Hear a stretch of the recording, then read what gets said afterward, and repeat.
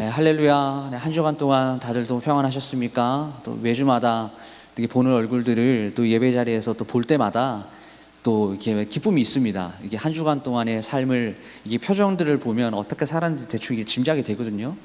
네, 삶들도 또 우리에게도 참 중요하지만 이 시간에 우리가 또한 함께 나눌 또 말씀도 너무나 중요하다라는 사실을 또 우리가 기억하고 또 오늘 말씀 가운데 임재하시는 하나님 그리고 말씀이 깨달아지는 그 귀한 역사가 우리 가운데 있기를 간절히 소망합니다. 이 시간 함께 읽은 본문의 말씀을 가지고 우리 무엇을 소망하며 사는가, 무엇을 소망하며 사는가라는 제목으로 오늘 하나님 말씀 나누기 원합니다. 2주 동안에 좀 공백이 있었음에도 불구하고 우리는 매주마다 좀 로마서 말씀을 좀 살펴보고 있습니다. 그렇죠? 우리 복음의 기초, 복음의 가장 기본이라고 하는 이 로마서의 말씀 가운데 우리가 구원받기 전에 인간들은 이 죄로 인해서 어떠한 희망도 발견할 수 없었죠. 그러나 예수 그리스도를 우리 주님으로 고백함에 따라서 이제 하나님의 자녀가 되었습니다. 그리고 상속자가 되어서 그 자녀됨의 축복을 경험하고 성령의 인도하심을 받는 사람이 되어서 우리가 지금도 이렇게 살아가고 있죠. 그러나 여러분, 예수님을 믿고 우리가 그분의 자녀가 되었다라고 해서 이게 모든 것이 완성되었냐라고 이렇게 질문을 던지면 우리는 그렇지 않습니다라고 이렇게 대답을 하게 될 겁니다. 예수를 믿는다라는 것이 이게 새로운 어떤 신앙의 여정을 시작하게 된 것이죠. 우리가 그로 인해서 구원을 받았다라는 사실은 이게 누구도 부인할 수 없는 사실입니다. 성령께서 인쳐주셨기 때문에 이거는 부인할 수 없는 사실이에요. 그러나 예수 그리스도의 재림으로 인하여 완성되는 완전한 구원은 아직 오지 않았죠. 그렇기 때문에 우리의 매일 삶 가운데서는 어떤 신앙의 모습 우리가 필요한 것입니까?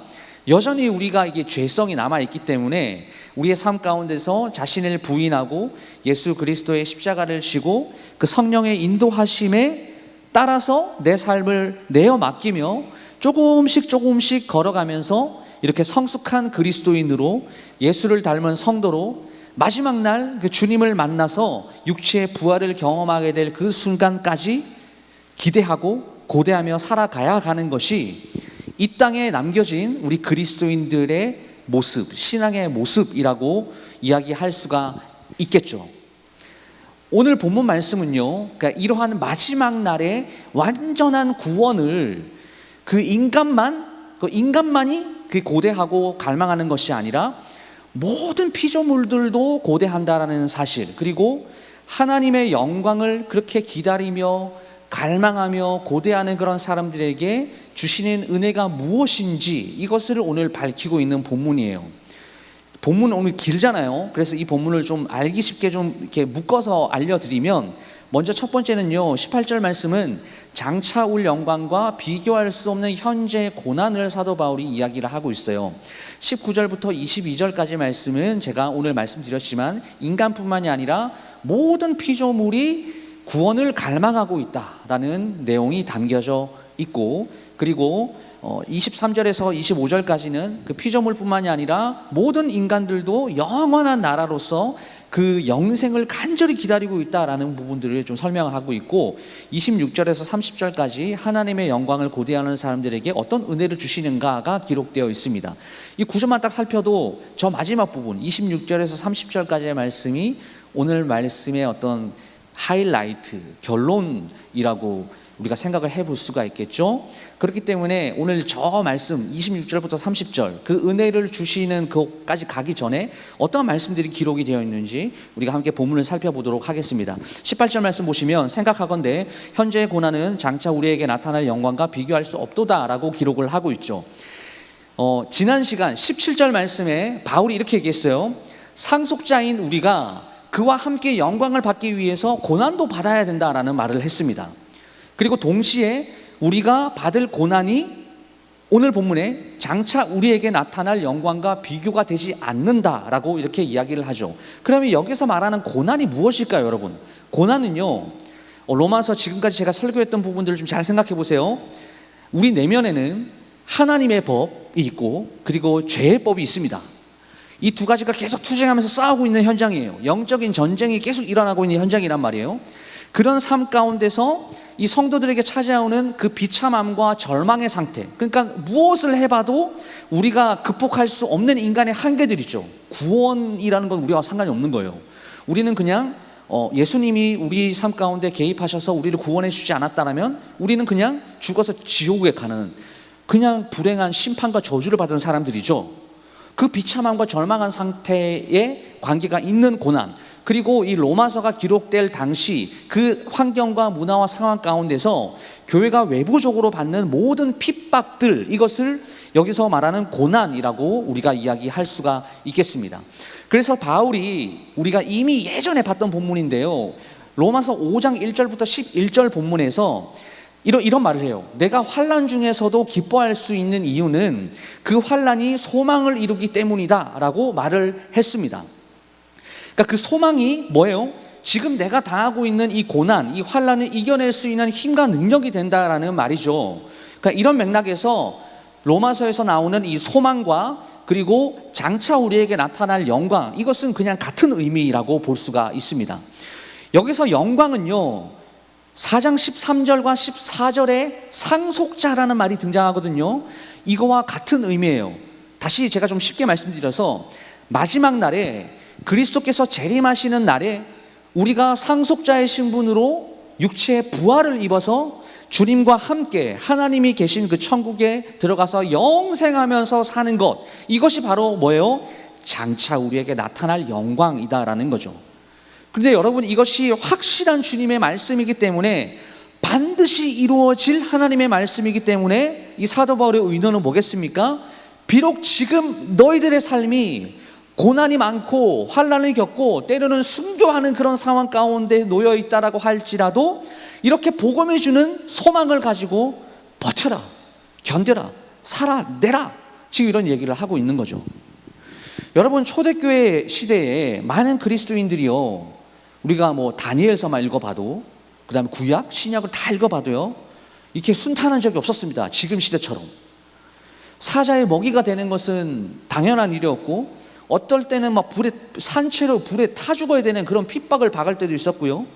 그리고 오늘날 같은 경우에는 이 정부의 탄압과 감시를 피해서 예배를 드리고 저기 지하에서 신앙생활하는 이런 공산권, 그리고 이슬람권 국가의 그런 그리스도인들 가운데도 만약에 신앙생활을 하다가 붙잡혀서 모진 고문과 어떠한 불이익을 당한다라고 할지라도, 심지어는 목숨이 위험하게 되는 상황이 되더라도 오히려 담대하게 그 어려움을 이기며 나아갈 수 있게 해주는 것이 뭐냐라고 했을 때, 무엇을 붙들기에 이 사람들이 순교를 각오하면서까지 그렇게 신앙생활 하는가?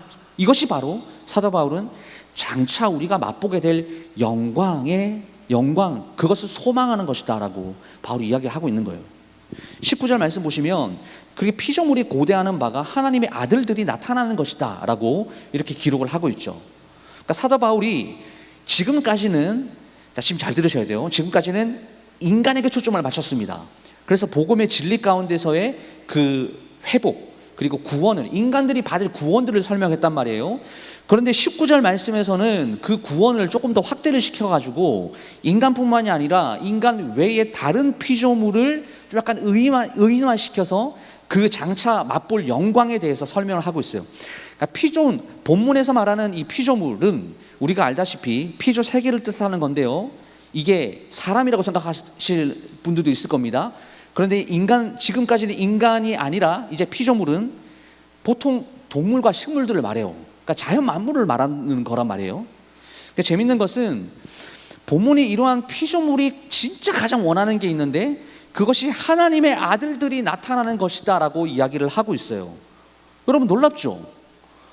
이것이 장차 우리에게 나타날 영광이 인간뿐만이 아니라 모든 자연 만물의 동물과 식물들, 모든 피조물의 회복과 깊은 연관이 있다는 것을 우리에게 알려주죠. 왜 그럴까요? 인간을 보통 만물의 영장이라고 이렇게 이야기를 하죠. 만물의 영장이라고 하는 인간이 타락했습니다. 그 타락으로 말미암아 모든 피조 세계의 전체 만물들도 이제 악의 지배를 받게 되어서 전 우주가 무질서한 가운데 빠지게 되었기 때문이에요. 그렇기 때문에 여러분, 19절 말씀은 하나님의 자녀가 그 영광을, 그 자유를, 온전한 자유를 회복함으로써 모든 동식물들, 그러니까 피조물들이 그 영광에 동참할 수 있다라는 사실을 보여주고 있어요. 그렇다면 여기 지금 19절 말씀에 하나님의 아들들이 나타나야 한다라는 것, 이것은 사실 8장 14절 본문, 무릇 하나님의 영으로 인도함을 받는 사람은 곧 하나님의 아들이라 라는 이 표현에 의하면요, 이 표현이 아직 하나님의 아들들이 나타나지 않았다라는 것을 말하는 것이 아니라 이런 의미입니다. 하나님의 아들들이 마지막 날 그 충만한 영광을 입을 그 날만 기다린다라는 그런 의미예요. 그렇기 때문에 여기서 하나님의 아들들이 말하는 것, 이것은 그리스도를 믿어서 하나님의 자녀가 된, 상속자가 된 사람들을 말해요. 종말론적으로는요, 마지막 날 영광스러운 그 새로운 부활체를 입은 사람들, 우리를 이야기하는 거죠. 하나님의 아들들이요.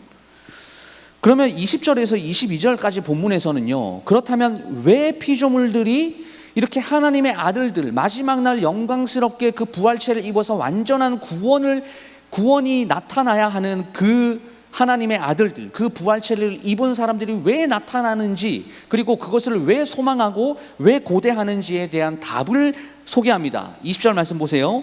피조물이 허무한데 굴복하는 것은 자기 뜻이 아니요 오직 굴복하게 하시는 이로 말미암음이니라 라고 되어 있고, 21절 말씀 보십시오. 그 바라는 것은 피조물도 썩어짐의 종로로 탄 데서 해방되어 하나님의 자녀들의 영광의 자유에 이르는 것이니라 라고 되어 있습니다. 자, 바울이 20절 말씀에 피조물이 허무한데 굴복했다라고 말을 해요. 여기서 먼저 이 허무한데, 그러니까 허무하다라고 지금 번역이 된 요 단어가 원래 뜻은 타락, 무익함이라는 뜻을 가지고 있습니다. 그러니까 조금 더 좀 풀어서 좀 확대시켜서 그 의미를 살펴보면, 본래의 목적에서 벗어나서 마치 이런 거 있죠. 마치 다람쥐가요, 막 쳇바퀴를 막 돌리듯이 헛수고하거나 그리고 엉뚱한 일을 일삼고 무익하고 어리석게 행동하는 것을 이 허무한데라는, 허무하다라는 이 말의 의미라고 생각하시면 돼요. 그런데 제가 이 한글 성경뿐만이 아니라 우리가 영어 성경과 그리고 원문 성경을 살펴보니까 여기서 한글로 번역이 되면서 이게 잘못 번역이 됐다라고 생각되는 단어가 하나가 있었습니다. 본문에 이 굴복하는이라고 되어 있어요. 저기 딱 굴복하는이라고 되어 있어요. 여러분, 이 굴복하는이라는 것을 딱 봤을 때 이게 피조물이 자기의 의지로 굴복했다라고 이렇게 생각하는 어떤 능동 형태에 가깝다라고 딱 해석이 딱 되죠. 그런데 사실 원문 성경을 보게 되면 이게 능동형으로 쓰여 있지 않고 이게 수동형으로 쓰여 있어요. 그렇기 때문에 번역이 어떻게 돼야 됩니까? 어떤 요인에 의해서 굴복을 당했다라고 번역을 해야 되는 거예요. 이렇게 되면요, 그 의미가 완전 달라지죠. 피조물들이 허무한데 굴복을 당했다, 굴복되어졌다. 그러면 어떻게 해석할 수 있습니까? 이렇게 피조물을 허무한 데에 굴복당하게 한 주체가 있는 거잖아요. 그 주체가 무엇일까요? 바로 인간들이에요. 그 대표성의 원리에 따라서 최초의 인간인 아담의 범죄함은요, 자기 자신만 그런 심판과 절망, 멸망의 이 허무한 데 이끄는 것이 아니라 그 후손들을 비롯한 모든 피조물들도 허무하게 만든 거죠. 그래서 피조물을 스스로 허무한데 굴복하지 않았고, 이 피조물들은 인간의 타락에 사실은 동참하지도 않았습니다. 다만 여러분, 창세기 3장 17절 말씀 한번 보시겠어요?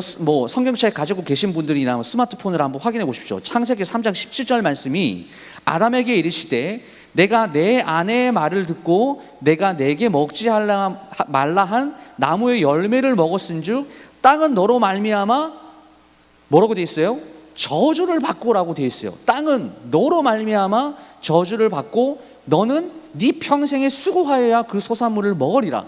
그러니까 본문에서 타락한 인간을 저주하는 데에 피조물들도 인간과 함께 허무한데 굴복하도록 하나님께서 명령하신 것이죠. 다시 말씀드려서 만물의 대표자인 그 인간이 타락함으로써 당하는 그 허물을 인간에게 종속된 피조물도 함께 당하게 하신 겁니다. 근데 이러한 것이 만물이 원했던 거예요? 원치 않았던 거예요. 거기에 동참하지도 않았단 말이에요. 그런데 인간이 타락한 결과로 모든 피조 세계도 저주를 받아서 사망의 종로도 타게 되었습니다. 여러분, 인간은 다른 피조물들과 좀 유기적으로 연결이 되어 있어요. 최초부터, 탄생부터. 그렇기 때문에 피조물들은 인간이 죄를 범죄함으로 인해 죽을 수밖에 없는 존재, 썩어 없어질 유한한 존재가 되었어요.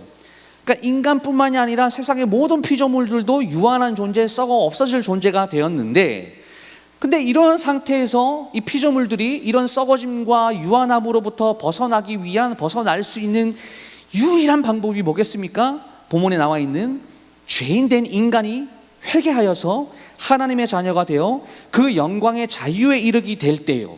그러니까 그럴 때 다른 피조물들 또한 참된 자유에 이를 수 있게 된다라는 겁니다. 그렇기 때문에 피조 세계의 모든 만물들이 인간이 마지막 날 완전한 구원을 받을 그날만 기다리고 있는 거예요. 22절 말씀 보세요. 피조물이 다 이제까지 함께 탄식하며 함께 고통을 겪고 있는 것을 우리가 아느니라라고 말씀하죠. 사도 바울이 지금 여기서 중요한 표현을 하고 있어요. 어떤 표현일까요? 이 함께라는 단어예요. 함께. 여기서 함께라는 표현을 통해서 인간뿐만이 아니라 모든 피조물이 죄로 인한 비참한 현실에 대해서 후회하고 있고, 그리고 고통스러운 시간을 보내고 있다라는 것을 강조하고 있죠. 그리고 동시에 이 함께라는 표현 안에 다른 피조물들도 참된 자유와 회복을 기다리며 지금까지 인간과 함께 동지의식을 가지고 인간과 함께 탄식하며 그러한 고통들을 이겨내왔다라는 그 의미를 또한 내포하고 있습니다. 그리고 여러분, 여기서 함께라는 표현은요, 피조물들도, 그러니까 우리를 제외하고, 지금은 우리를 제외하고 이 세상의 모든 만물들도 이렇게 간절하게 썩어짐의 종로로 탄 데서 벗어나려고 영광의 자유에 이르고자 이렇게까지 노력을 하는데, 하물며 인간의 영장이라고 하는 인간들은 더욱더 간절하게 죄로부터 자유함을 갈망하면서 우리 구주 예수 그리스도께 나아가야 하는 거 아니냐라는 메시지를 오늘 저와 여러분들에게 던지고 있어요. 그리고 이제 23절로 가봅니다. 23절부터 25절까지는 아까 제가 뭐라고 했어요? 피조물뿐만이 아니라 모든 인간들도 영원한 나라로서의 그 영생을 간절하게 기다리고 있다라고 제가 아까 그 구조를 분석할 때 말씀드렸죠. 23절 말씀 보세요. 그뿐 아니라 우리 곧 성령의 처음 익은 열매를 받은 우리까지도 속으로 탄식하여 양자될 것 곧 우리 몸의 속량을 기다리느니라. 피조물뿐만이 아니라 우리 인간들도 이 몸의 속량을, 완전한 자유를 갈망한다, 기다린다, 소망한다 라고 이야기를 해요. 그러니까 이러한 탄식은 피조물에게만 국한된 것이 아니죠. 인간들도 마찬가지로 이 한탄에 동참하면서 우리 몸의 구속, 곧 부활을 기다리고 있다라고 바울이 이야기하고 있습니다. 그리고 바울이 또한 피조물들의 그 한탄에 동참하는 우리를 뭐라고 표현하고 있어요? 성령의 처음 익은 열매를 받은 사람이다 라고 이렇게 정의를 하고 있죠. 우리가 보고 있는 이 개역 개정에 번역된 이 성령의 처음 익은 열매는요, 본래는 성령의 처음 것을 의미합니다. 그러니까 이것이 의미하는 것은요, 우리가 받은 성령은 처음 것이 뭐겠어요? 예수 그리스도의 부활이죠. 처음 것이. 그래서 사도 바울의 이 표현이요, 참 의미심장한 것 같다라는 생각들이 들어요. 그 바울 자신이 기록한 곳곳의 서신서를 보게 되면 이 성령의 열매에 대해서 논하는 것을 우리가 자주 보게 되는데, 여기서 우리는 이 그러한 성령의 열매가 그리스도의 부활에 본질적으로 연결이 된다라는 것을 바로 오늘 본문에서 확인할 수가 있어요. 그러니까 성령의 열매가 뭐라고요? 부활을 포함하고 있는 열매다라고 하는 것이죠. 그리고 그 성령의 첫 열매가 부활이다라고 하는 사실을 사도 바울이 오늘 여기서 확인을 시켜주고 있습니다. 22절에서 바울이 인간과 피조물을 어떻게 묶었어요? 함께로 묶고 있었죠. 그것을 23절과 같이 연결해서 여러분들이 보게 되면 이 부활이라는 것이 단지 믿는 성도들을 위한 것이 아니라 인간과 피조물이 유기적으로 연결이 되어 있다라는 거예요. 그렇기 때문에 23절의 말씀은 장차 예수 그리스도께서 재림하셔서 이루실 그 완전한 그 부활의 완성이 이 피조 세계의 변화와 완성도 다 같이 포함되어 있다. 그러니까 인간만 부활하는 게 아니고 온 피조 세계가 다 거룩하여져서 다 함께 부활해서 다 함께 거룩하여지는 그런 그림. 그것을 사도 바울이 가르치고 있어요. 이것 때문에 비록 우리의 삶이 모든 피조물들이 우리와 함께 하나님의 아들들이 그 나타남을 그렇게 고통과 탄식과 고난과 인생의 어려움 가운데서도 고대하고 갈망하고 기다리고 있는 겁니다. 24절 말씀 보십시오. 우리가 소망으로 구원을 얻었음에 보이는 소망이 소망이 아니니 보는 것을 누가 바라리요. 25절 만일 우리가 보지 못하는 것을 바라면 참으로 기다릴지니라 라고 말합니다. 그 바로 이어서 사도 바울이 지금 이런 얘기를 하잖아요. 마지막 날 육체의 부활을 소망하는 우리가 어떠한 자세로 그 부활을 우리가 기다려야 되고 준비를 해야 되는지를 가르치고 있어요. 25절에서 참음으로 기다려라 이렇게 말을 합니다. 여러분 소망 그리고 인내 연단 환난 이런 단어가 나오면 연상이 되는 부분이 어디세요? 이게 로마서 5장 한참 오래전에 봤죠. 로마서 5장 3절 4절 5절이 우리에게 딱 연상이 돼요. 그러니까 여기서 바울이 환난에서부터 이 소망까지를 그 열매로 쫙 이렇게 연결하면서 우리가 소망이 있기 때문에 모든 환난을 인내하며 기뻐하며 이겨낼 수 있다, 견딜 수 있다라고 말했습니다. 그때에 복음이 우리에게 주는 소망이 무엇이라고 이야기했는지 혹시 기억이 나세요? 5장의 말씀에 나오는데요. 마지막 날 육체의 부활, 예수님께서 재림하시는 날에 완전하게 완벽하게 성취가 될 우리의 구원, 그것이 바로 우리가 품는 소망이다라고 바울이 정확하게 이야기했습니다. 사랑하는 여러분, 이 소망이라는 것이요, 보이는 것을 바라는 것은 우리가 소망이라고 이야기하지 않아요. 보이는 것을 고대하는 것은 소망이라고 이야기할 수가 없죠. 소망은요, 눈에 보이지 않는 어떤 것을 바라는 마음을 소망이라고 이야기합니다. 그러니까 그런 측면에서 바울이 오늘 말하고 있는 소망과 그리고 히브리서 저자가 이야기하고 있는 소망이요, 그 입장이 딱 똑같아요. 여러분 히브리서 11장에 믿음이 무엇인지를 너무나 잘 소개하고 있죠. 선진들은 보이지 않는 것을 믿음으로 받아들였던 사람이다 라고 이렇게 소개합니다. 마찬가지로요, 본문에서 바울이 믿음을 가진 사람들은 비록 그 믿음이 보이지 않더라도 인간이 예수 그리스도를 믿으면 장차 하나님의 나라의 완전한 구원이 성취되어 들어가는 영광을 누릴 수 있다라는 것을 인내하면서 지금의 이 삶, 우리가 살고 있는 이 삶을 인내하며 참으며 견디며 그날이 속히 올 것을 고대하며 갈망하며 소망하며 기다리라 라고 이렇게 강조를 하는 거죠. 그럼 그렇게 그 마지막 날 장차 우리에게 다가올 그 영광을 그렇게 기다리며 소망하며 갈망하는 그런 사람들에게 하나님께서 어떠한 은혜를 주시는가? 26절 말씀 보세요. 이와 같이 성령도 우리의 연약함을 도우시나니 우리는 마땅히 기도할 바를 알지 못하나 오직 성령이 말할 수 없는 탄식으로 우리를 위하여 친히 간구하시느니라. 여러분 너무나 잘 아는 말씀이죠. 인생의 요절로 생각하고 외우시는 분들도 되게 많을 거예요. 장차 누리게 될 영광을 위해서 그 현실의 고난을 인내하며 살아가는 사람들의 모습은 여러분 참으로 힘든 여정입니다. 이게 어려워요. 이게 쉽지 않은 길이란 말이죠. 하지만 분명하게 우리가 기억해야 될 사실이 있습니다. 그게 뭐냐면요, 그 어렵고 힘든 시간에 하나님께서는 인간들을 무책임하게 내버려 두는 것이 아니다라는 거예요. 우리를 도와줄 분을 함께 옆에 붙여주셨다라는 사실이에요. 그분이 누굽니까? 성령님입니다. 여기서 친히라고 번역된 요 헬라어 단어가요, 스스로, 직접, 자신이 이런 뜻이에요. 그러니까 이게 무슨 말이냐면요, 성령의 임재를 우리가 요청한 적이 없어요.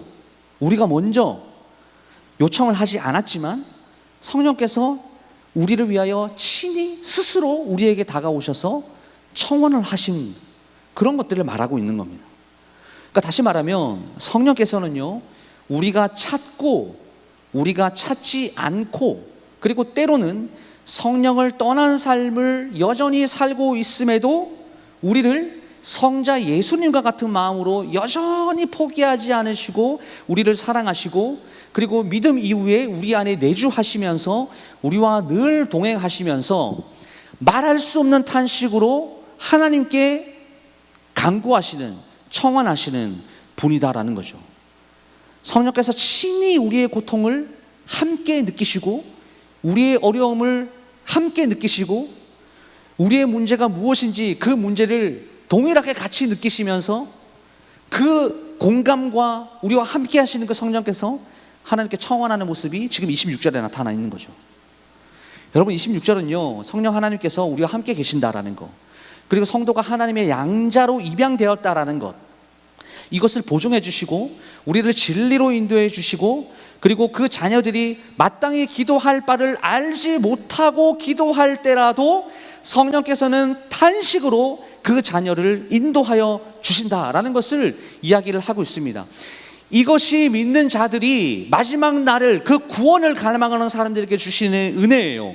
우리가 이미 로마서 7장을 살펴보았죠. 하나님의 법과 제일법이 싸우고 있는 내가 하나님의 뜻에 따라서 살 수 있도록 지금도 위로하시고 격려하시고 도와주시는 분이 바로 성령님이다라는 거예요. 성령께서는요, 성도의 그 완전한 구원, 곧 오늘 본문에 의하면 장차 우리에게 다가올 그 그리스도의 형상이 이루어질 때까지 모든 성도의 삶과 그 여정들을 포기하지 않으시고 버려두지 않으시고 지금도 여전히 우리를 붙잡고 계신다라는 사실을 이야기해 줍니다. 그렇기 때문에 26절이 진짜 이야기하고 싶은 게 무엇일까요? 그것은 바로 성령께서는 그리스도인들이 궁극적으로 승리할 수 있도록 그 승리를 보장해 주시는 분이기 때문에 이 세상 가운데 고난을 당하고 어떠한 환난과 여건을 겪어도 내 가운데 그렇게 수많은 문제가 여전히 해결되지 않고 내 가운데 그렇게 산적해 있다라고 할지라도 그것을 이겨낼 수 있다라고 이야기를 하고 있는 겁니다. 27절 말씀 보세요. 마음을 살피시는 이가 성령의 생각을 아신답니다. 이는 성령이 하나님의 뜻대로 성도를 위하여 간구하신대요. 27절에서는 바울이 우리의 연약함을 도우시는 성령의 간구가 왜 지금도 우리에게 유효한지를 설명하고 있어요. 여기서 생각을이라고 번역된 이 말은요, 개인의 마음속으로 바라고 원하고 목적하는 어떤 생각들, 목적, 뜻, 뭐 이런 것들을 말합니다. 그렇기 때문에 이 구절에서 사도 바울이 이렇게 우리에게 외치는 거죠. 걱정하지 마라. 너희들아 걱정하지 마라. 우리의 모든 생각과 원하고 뜻하는 바를 우리는 모르지만 하나님께서는 다 아시고 그 간구에 정확하게 응답하실 것이다. 이렇게 말을 하고 이 당시의 성도들에게, 로마 교회 성도들을 위로하고 격려하는 메시지를 우리에게 던지고 있습니다. 여러분, 성령님의 간구는요, 우리의 간구와 본질적으로 달라요. 우리의 간구는요, 무엇에 따라 기도해야 하는지 잘 알지 못하고 사실 모르고 기도할 때가 더 많습니다. 그러나 성령님의 간구는요, 100% 하나님의 뜻대로 간구하는 기도예요. 그러니까 두 간구의 중요한 차이점이 무엇인지 아시겠습니까? 하나님의 뜻을 알고 기도하는가, 하나님의 뜻을 모르고 기도하는가, 그 차이겠죠. 그렇기 때문에 여러분, 온전한 기도는 무엇이겠어요? 하나님의 뜻을 좀 제대로 파악하는 데에서 시작을 하는 것입니다. 그런데 이 상황을 우리한테 한번 옮겨볼게요. 우리같이 죄 있는 육신을 가진 그 그 하나님의 깊고 넓으신 그 뜻을 안다라고 감히 이 자리에서 누가 이야기할 수가 있겠어요? 저도 그렇게 얘기를 못해요. 우리가 하나님의 뜻을 구하는 기도를 해야 된다라고 이야기를 하는데 하나님의 뜻을 우리가 어떻게 알겠냐 말이죠. 그렇기 때문에 어떻습니까? 모르니까 이 성령님의 중보, 성령님의 간구하심이 우리에게 절실하게 필요한 거예요. 성령은 하나님의 영이시기 때문에 영적으로 깊은 통찰력이 있습니다. 그 하나님의 뜻을 이루시기 위해서 성령님은 지금도 간구하시는 것이죠. 그러므로 우리가 때로는 내가 하나님께 기도를 드린다, 내가 하나님의 뜻을 압니다 라고 이렇게 이야기할 줄 모르지만 사실 내가 하나님의 뜻을 알고 기도하는 것이 아니라 그것조차도 어떤 거예요? 성령께서 내 입술을 통해서 하나님 사이에서 끊임없이 중보하시며 간구하시며 그 기도를 들어주시고 그 기도가 응답되어질 수 있게 하나님의 뜻을 우리가 알 수 있도록 여전히 지금도 우리의 기도를 통해서 돕고 있다라는 사실을 우리는 기억해야 합니다. 여러분, 이거는요, 기도하는 어떤 특권에 있어서 진짜 놀라운 하나님의 은혜예요. 그 영광을 바라고 고대하고 갈망하는 인간들에게 주시는 은혜, 축복이 바로 이런 선물이다라는 사실이에요. 여러분, 28절 말씀 보십시오. 28절에서 30절 말씀 보시게 되면 이 신실하고 이렇게 사랑이 많으신 하나님께서 하나님을 사랑하고 그 부르심에 동참한 자들은 하나님께서 모든 것을 협력하여 선을 이루도록 하신다라는 약속, 그리고 하나님께서는 당신의 자녀를 선택하시고 그리고 그들을 부르셔서 의롭다 하시고 그들을 영화롭게 하시는 분이기 때문에 우리가 비록 고난과 역경 가운데 살아간다라고 할지라도 결국 우리가 갈망하는 그 영광의 자리로 인도하실 그 하나님을 신뢰하며 살아가도록 성도들을 권면해요. 근데 여기서 28절 말씀 보세요.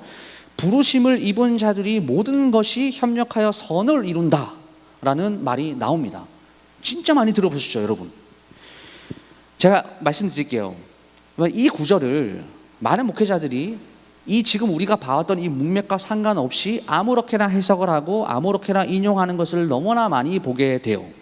근데 이 구절을 지금 정확하게 이해하기 위해서는 앞에 어떤 얘기를 했는지 뒤에 어떤 얘기가 나오는지 전후 문맥을 봐야 하고 그래야지 합력하면서 선을 이룬다는 것이 어떤 의미인지를 우리가 알게 돼요. 사도 바울이 여기서 의도하고 있는 것은요, 합력하는 모든 것, 이것은 다른 것이 아니라요, 성도를 향한 하나님의 구원 경륜과 직접적으로 연결이 되어 있습니다. 그러니까 다시 말해서 하나님의 예정과 소명 그리고 칭의 예지 이런 그리고 이 영화의 가족이 모두 합력하여서 선을 이루어내는 구체적인 요소다라는 거죠. 그렇기 때문에 이 본문은요, 우리가 서로가 다 힘을 합쳐서 협력하면 선을 이루어낸다라는 그런 의미가 아니라 하나님을 사랑하고 그분의 뜻을 따라 부르심을 받은 사람들을 위해서 기도 응답을 해주시고 구원을 이루시는 그 주체가 협력하여서 마지막 날 완전한 구원을 이루어내신다라는 그런 의미입니다. 말씀을 마무리하도록 하겠습니다. 사랑하는 여러분, 마지막 날 이루어질 부활과 그리고 완전한 구원은요, 인간뿐만이 아니라 모든 피조물들이 고대하고 기대하는 소망이에요. 또한 이러한 기대와 소망을 가지고 모든 어려움을 버티고 이겨낼 수 있는 힘을 성령께서 주신다라고 우리에게 이야기합니다. 그렇기 때문에 그리스도인들의 소망과 희망은요, 눈에 보이지 않지만 이것이 절대 헛된 게 아닌 거죠. 그렇다면 지금 이 시간 저와 여러분들은 무엇을 바라고 기대하고 계십니까? 보이지 않지만 확실한 진리의 소망을 붙들고 계십니까? 아니면 눈에 보이는 것을 더욱더 손에 쥐려고 발버둥 치는 그런 삶을 지금도 살고 계십니까? 하나님의 나라를 위해서 나는 어떠한 그리스도인으로 살아가야 하는가? 이것을 고민하며 그렇게 살아가기를 진정으로 여러분 바라십니까? 그것과는 상관없이 이 세상에 썩어질 것들, 이 세상이 좋지 못한 가치관에 지배를 당해서 나도 그들과 똑같은 꿈을 가지고 똑같은 목적과 똑같은 비전을 품고 그렇게 바라고 살고 계십니까? 여러분, 이제요, 우리가 소망하는 것의 그 기준을 바꿔야 할 때예요. 나를 구원하여 주신 그리스도께 초점을 맞춰야 된다라는 거예요. 다시 오실 날 우리를 심판해서 건져주시고 부활의 몸으로 우리를 천국으로 이게 손잡고 갈 그 완전한 구원을 바라보며 살아야 된다라는 거죠. 그러면 우리가 어떻게 완전한 구원을 바라보며 살 수가 있습니까? 오늘 말씀에도 나와 있잖아요. 성령을 의지하는 거예요. 지금도 말할 수 없는 탄식으로 우리를 위하여 중보하시는 그분, 우리의 내면 가운데서 하나님의 법을 승리할 수 있도록 지금도 여전히 우리를 도우시고 격려하시고 위로하시는 그분, 우리가 하나님의 자녀다라는 사실을 인치시는 분, 바로 성령을 의지하며 나아갈 때에 우리에게 주신 소망을 붙들고 살아갈 수 있습니다. 사랑하는 여러분, 우리가 다른 것보다 이것을 더욱더 갈망하고 이것을 더욱더 소망했으면 좋겠습니다. 그래서 하루를 사는 데 있어서 나를 살리시기 위해서 예수님께서 어떤 사역을 하셨는지를 좀 한 번만 더 묵상해 봤으면 좋겠어요. 그 십자가의 구속으로 지금 이렇게 크나큰 축복을 우리에게 허락하신 그분이 나를 이 자리에 앉혀놓기 위해서 무엇을 하셨는지를 좀 생각해 보자는 거죠. 그럴 때 지금의 우리의 고난과 우리의 어려움과 우리의 문제들, 장차 우리에게 나타날 영광과 전혀 비교가 되지 않는다라는 이 바울의 말을 현실 삶 속에서 경험해야 될 것을 저는 믿고, 우리의 신앙을 위해서 더욱더 정진을 위해서 힘써 나가는 우리 사랑하는 모든 공동체 지체들이 다 될 수 있기를 주님의 이름으로 축복합니다.